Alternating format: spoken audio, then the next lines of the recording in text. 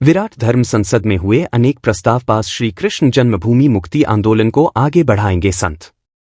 अखिल भारतीय धर्म संसद का आयोजन श्री कृष्ण साधक ट्रस्ट सभागार में आयोजित हुई, जिसमें हजारों की संख्या में संत महंत महामंडलेश्वरों ने संपूर्ण भारतवर्ष से भागीदारी की। धर्म संसद का शुभारंभ जगतगुरु बलराम बाबा, जन्मभूमि के मुख्य पक्षकार दिनेश शर्मा, स्वामी गोपालानंद गिरी नलखेड़ा मध्य प्रदेश, न्यास के संरक्षक वेद प्रकाश कटियार, आचार्य बद्रीश महाराज, बिहारी लाल वशिष्ठ ने संयुक्त रूप से दीप प्रज्वलित करके किया।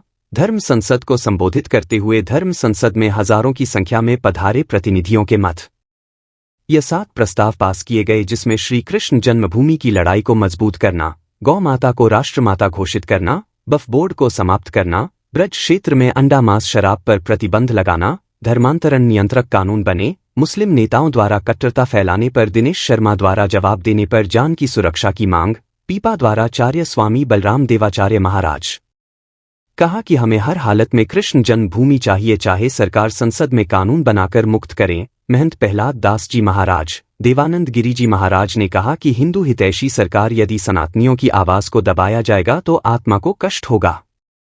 हरिदास पीठाधीश्वर स्वामी राधा प्रसाद देव जी महाराज ने कहा कि हम कभी भी आक्रामक नहीं रहे, हिंदू धर्म हमेशा न्याय और शांति प्रिय रहा है। महंत मुनिराज जी महाराज, महेंद्र स्वामी परमेश्वर दास त्यागी जी महाराज एवं बिहारी लाल वशिष्ठ ने कहा कि धर्म की स्थापना के लिए हिंदुओं को एक होना होगा, हमें न्याय विरोधी सरकार ने नहीं चाहिए।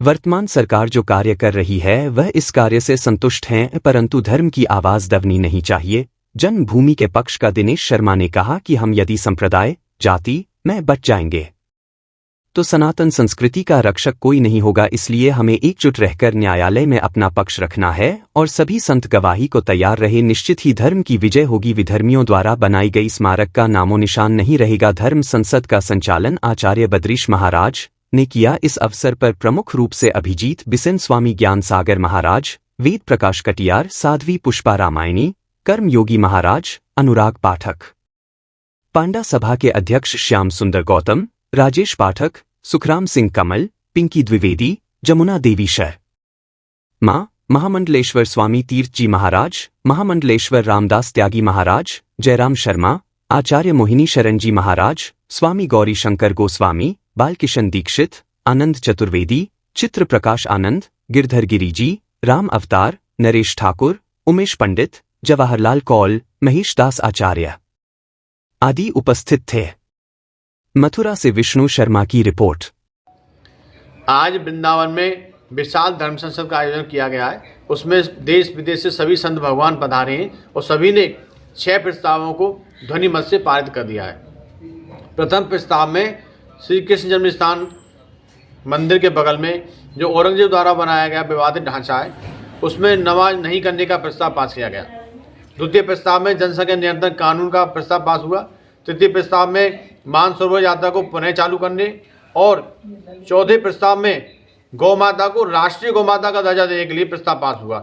पांचवें प्रस्ताव में मानसरोवर यात्रा को पुनः चालू करने का प्रस्ताव पास हुआ तथा छठवें प्रस्ताव में जो श्री कृष्ण जन्मभूमि मंदिर का केस लड़ रहे हैं उनकी सुरक्षा के लिए प्रस्ताव पास हुआ। इन सभी प्रस्तावों को सभी संत भगवान ने हाथ उठाकर ध्वनि मत से पारित किया है। इन सभी प्रस्तावों को केंद्र सरकार के पास भेजा जाएगा और साधु संत भगवान ने कहा है कि इन प्रस्तावों को तुरंत पास किया जाए, क्योंकि ये प्रस्ताव सनातनी हिंदुत्व के लिए बहुत ही उपयोगी है। हमारे प्राथमिक 3 मुद्दे रहे हैं, जिनमें से प्रथम रहा है श्री कृष्ण को अपने मूल गर्भगृह में स्थापित करना और ज्ञान वापी को ध्वस्त करना।